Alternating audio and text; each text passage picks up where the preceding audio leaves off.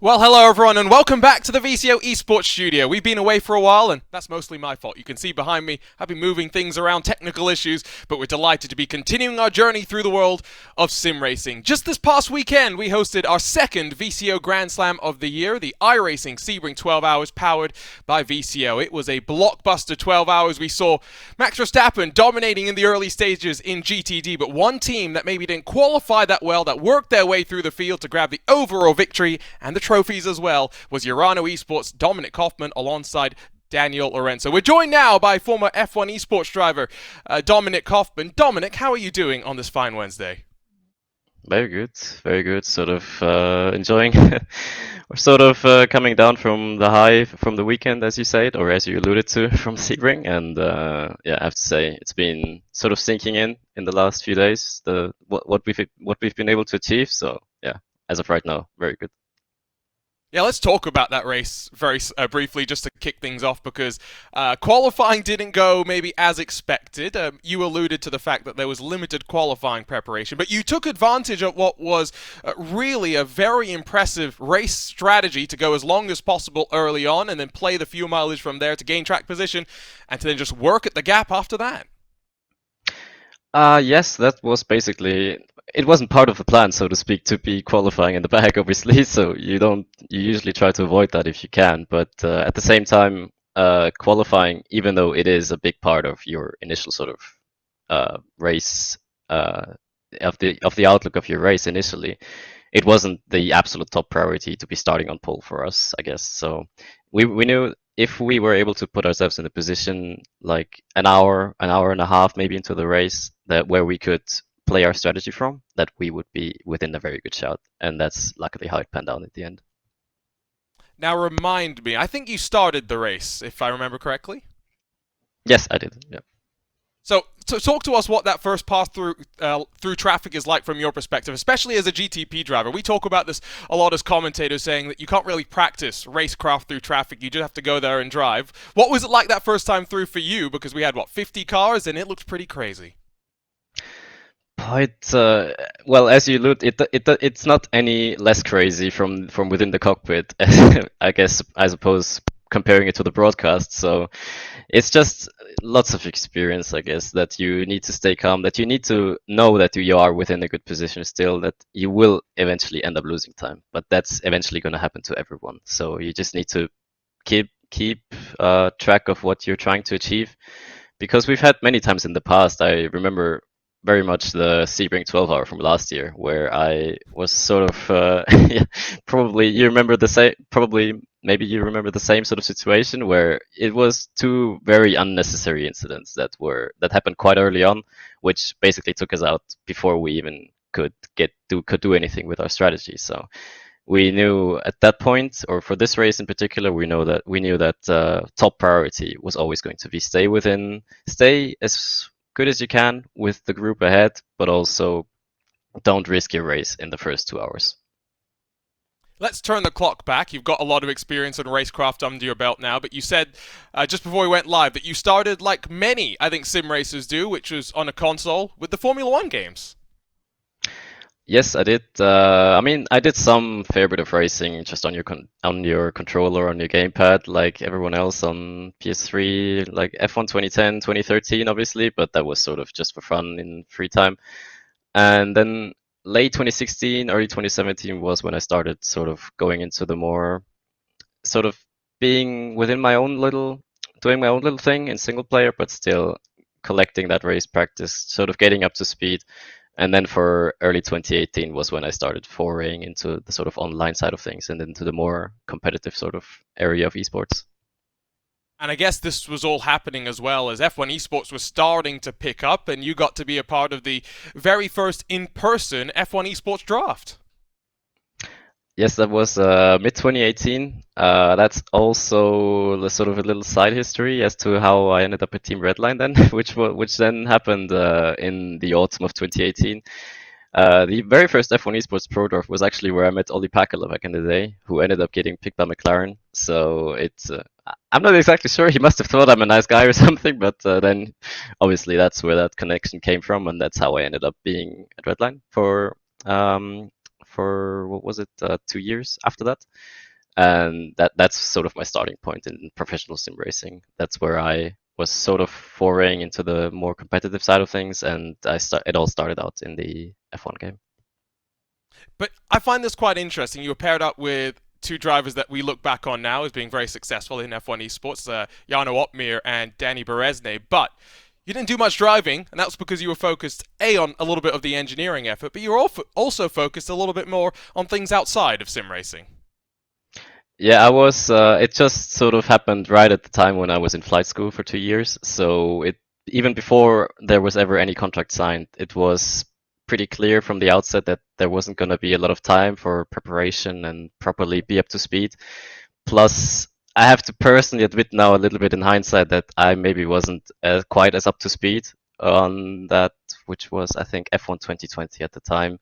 Like the previous game, if that would have been the game that I happened to be at an esports team right at the same time, I could have seen myself properly going for it. But I have to also say in hindsight at that point that it was probably for the best that decision from a competitive standpoint. So next time you take someone out, I'm just going to have to call out the fact that you escorted them onto Hofmann Airlines, right? You just make sure you don't send them into the air. Yeah. Of course, you said 2 years at Team Redline. Can you talk to us about that experience from your perspective? Of course, such a big team, and by the end of your time with Team Redline, I got to see you driving with Max Verstappen in our VCO Pro Sim series.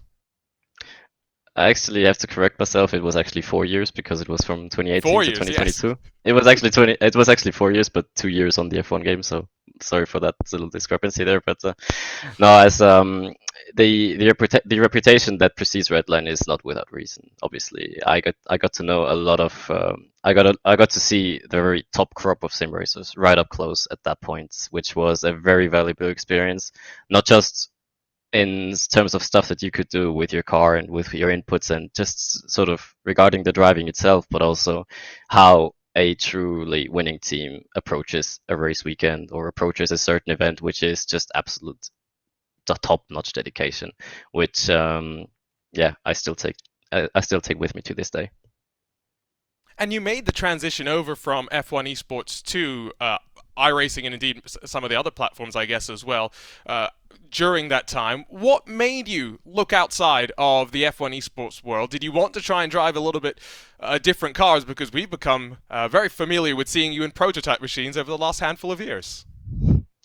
It's sort of it didn't really start out with any particular plan at the time. I do remember quite vividly that obviously you sort of start forming connections, which was then back in the day on PS4, and it is still to this day that same group of four people that used to practice and race back in the day, and I guess I can name two of them apart from or next to me, I guess, who are Sven Knoller or Sven Noller, as you would say, and Danny Alves Lorenzo, who we used to. Well, that's sort of the core of that's sort of the core group of three people that sort of transitioned to iRacing at that time, and we were just looking to have fun. We happened to come across the release of the LMP2, which was sort of in tune with what we were used to back on the F1 game. Lots of downforce, lots of Gotcha. decent amount of power, I guess, compared to an F1 car, but it would be the car that would take the most or would share the most traits with what we were used to. And that's also during that time when I guess a lot of the very core of the racecraft that we still use to this day sort of started forming at that point, because we would do endurances for fun, and we started foraying into setups and started foraying into different aspects of endurance racing. So the very core of what our experience, I guess Danny and myself's experience is based on now today, started forming right at that time, which was end of So 2020, late 2021. I find it really interesting that this all happened while you were at Team Redline, but I guess technically you're not teammates with either of them, and you've now, in the 3 years, I guess since then, be teammates with both of them off of Team Redline, and now have just won the race with Danny Lorenzo just this past week. Those connections in sim racing, I've had a handful of conversations with people from all across the world about this, Dominik. The fact that sometimes you make friends like that you just enjoy being around, even if maybe necessarily you don't live in the same town as you. It's yeah, as you were alluding to, it's just one of those things where you just happen to click, you just happen to be in the same wavelength. Because these days, even after knowing each other for it is now, I guess, 4 years, 3.5, 4 years, you just sort of start going into this rhythm of not even having to name something by name, or if something happens, you know that you're exactly on the same wavelength because you've gotten to know each other for such a long time at that point. And it's as you've alluded to, it's been a very enjoyable sort of it's been very enjoyable to sort of cap that off with Danny in particular now on Saturday. I guess I do have to ask though, do you still find yourself having the same frustrations with him if he says, "Oh, your setup doesn't do this from 3 years ago"? Do you still have some of those arguments between the two of you? It's we've sort of gotten used to how it was surprising actually looking back in hindsight as to how we have very or quite similar demands from the car. Like we're both quite astounded sometimes as to how much oversteer the rest of the guys want. But it's no, it's just in general. I think as I was alluding to earlier, that sort of core experience that we've started to form in sort of late 2020, early 2021, when we were just starting out on iRacing, sort of helped or is still to this day the basis of communication and how we operate as a group of two. So chronologically, I feel like we made our way to the time that you decide to leave Team Redline. What spurred that decision on? Of course, you talk about the fact that you've learned a lot in the couple of years working maybe with people at Redline, but also out of Redline. What gave you the decision and the impetus to try and find something new? It was just I I have a bit of difficulties naming it exactly by name at this point, but in hindsight, I guess there was just a sense of trying something different because it's with Patty, or at the time, which you've alluded to earlier, as we've basically achieved what we set out to do earlier during that period, which was win SCO and win the 2021-2022 season at the time, and thereafter it just felt like there was the need for something new, which at the time also led the decision to go to Veloce, which was at that point. Yeah, you kind of led me up straight into my next question, which was Veloce, you reunite with Sven Knoller. Am I saying that right now? It's Or better? I don't blame you for saying it wrong in German because it's a very sort of particularly German name, but it's Knöller in German. Knoller. Okay, we'll get better. Yeah. We try and make a bit of an effort. So you make that decision to go over to Veloce, which at the time was exciting news. Veloce, a respected sim racing brand and name, coming over now in a bit more of a Forza iRacing. They paired up you with Sven, and now I'm trying to remember the other two names because it's already forgotten me. Paddy Wolf and Dion Fiallo. I think I got all four of you. Yeah, that's right. That's right. Yeah, it was from the outset. It would have looked like, or it seemed, or that was from the outset. It was sort of the plan to have a very good core of prototype drivers and basically move on from there, which was the very enticing prospect of going to Veloce at the time. Unfortunately, things did not work out as expected, though, and then you made the decision to reunite with another teammate at the end of last year. And it's been really interesting to see Urano, who, through the course of 2022, continued to prove to us here across of RaceBot TV that they are a team that wants to be fighting. And now you've entered 2023, not just in the prototypes, but in Grand Touring as well. Really, with plenty of success. It started at Daytona, continues at Sebring. Talk to us about the team environment behind the scenes at Urano.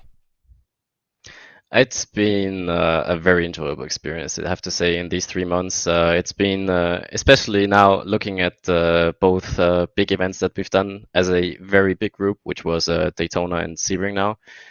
It's just been remarkable to see how much everyone's been putting in their effort. Like everyone knows what they are supposed to do. Not everyone is the absolute top dog in every department, obviously, which sort of makes sense. Otherwise, we would all be one-man teams at this point. But it's just been remarkable to see the whole machine just sort of work in a very well organized and very well oiled and very well managed way. And everyone brings their own thing to the table, and I'm very happy to be one little part of a very wide sort of very well functioning organization. Sounds like a lot of fun, but I do have to ask, were you part of the shenanigans at Sim Racing Expo last year? Uh, Last year, it was. I have to say, I'm sort of not the most exciting type in that regard. So I know I wasn't. I was not. Okay, so you weren't involved in the flag war. I just wanted to make sure.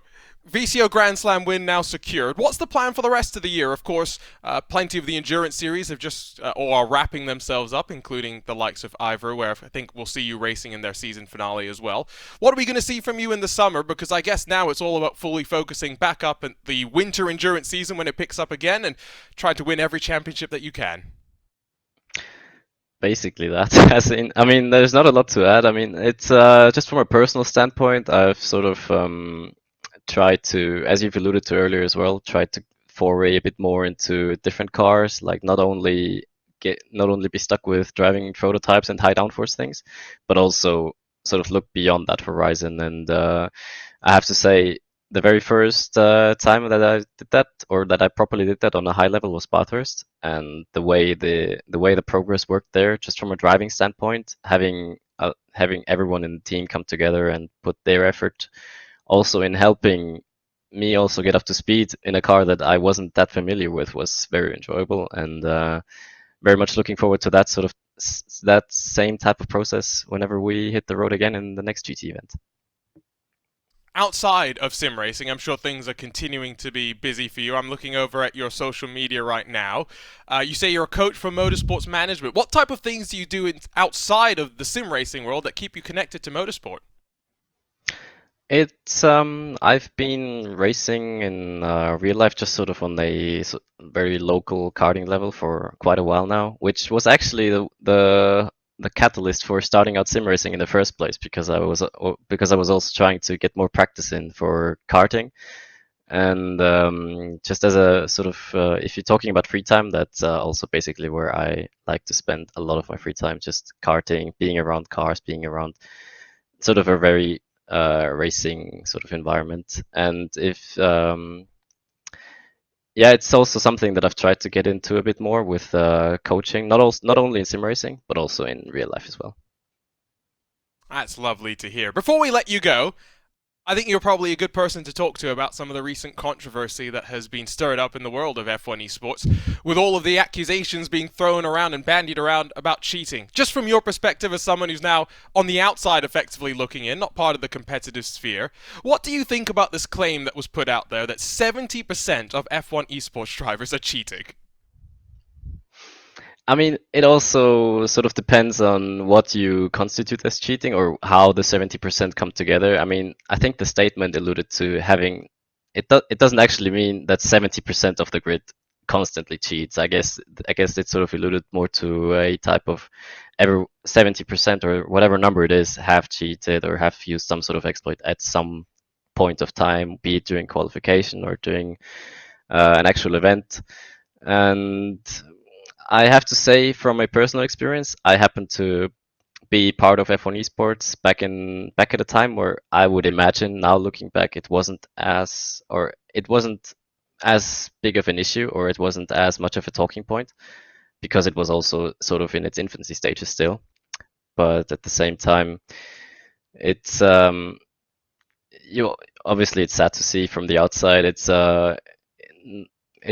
not a good look for esports, and it's I'm sort of struggling for words to be putting it into a sort of not too negative of a statement, but yeah, as you've been saying, it just causes all the wrong headlines. So you don't necessarily need that, and it's also, we were talking about it off the air as well, that it's not necessarily in the competitor's hands at the same.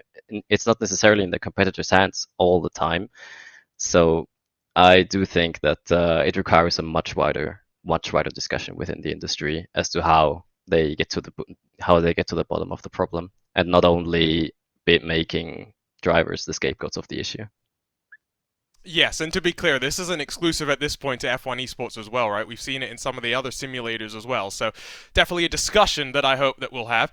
You've brought up something that maybe we can dive into as well, because I think this is something we also should be having discussions about in sim racing. I'm known as a commentator for, especially towards prototypes, Dominik, getting quite frustrated at some of the driving standards. You push back on that a little bit, saying that sometimes like a NASCAR for over the weekend, for example. Drivers are going to be drivers. Sometimes they need some help to remember where the line really stands. Yeah, it depends on what part of the discussion you're making the point at. I mean, if you're alluding to prototypes or the prototype and multi-class discussion itself, I certainly do agree sometimes that we sometimes like to push the edge a lot and when and how we negotiate traffic.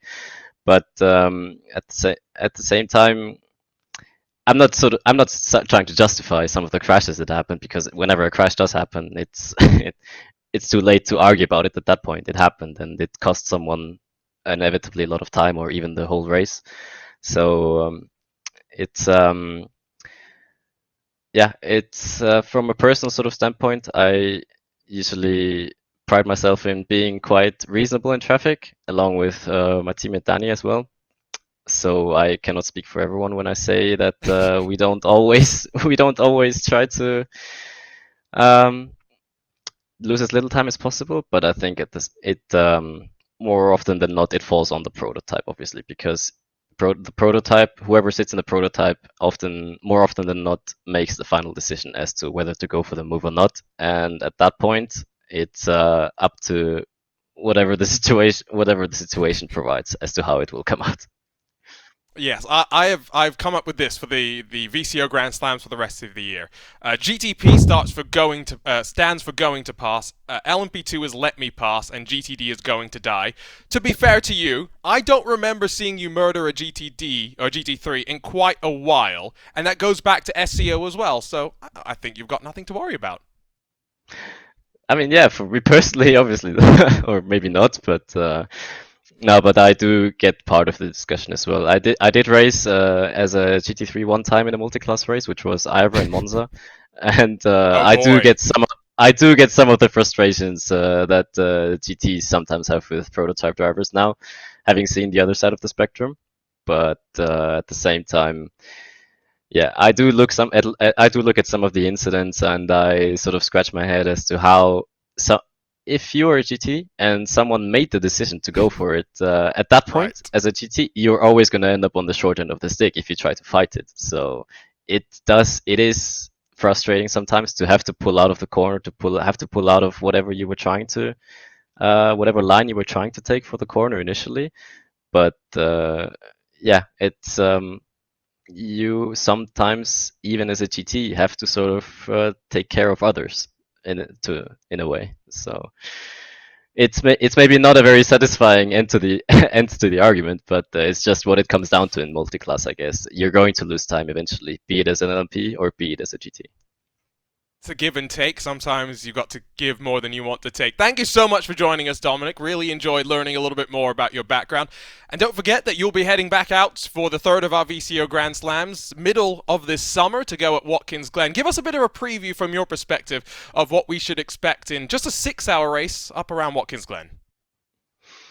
I don't know for sure. Like it used to be a lot of chaos up until this point, even only with two classes. So for this third one, if I had to guess right now, it will probably be a lot of chaos for like the first 1 or 2 hours until the field is thinned out a bit. But nevertheless, it will still be a great event like we've seen in Sebring, and I'm really looking forward to it.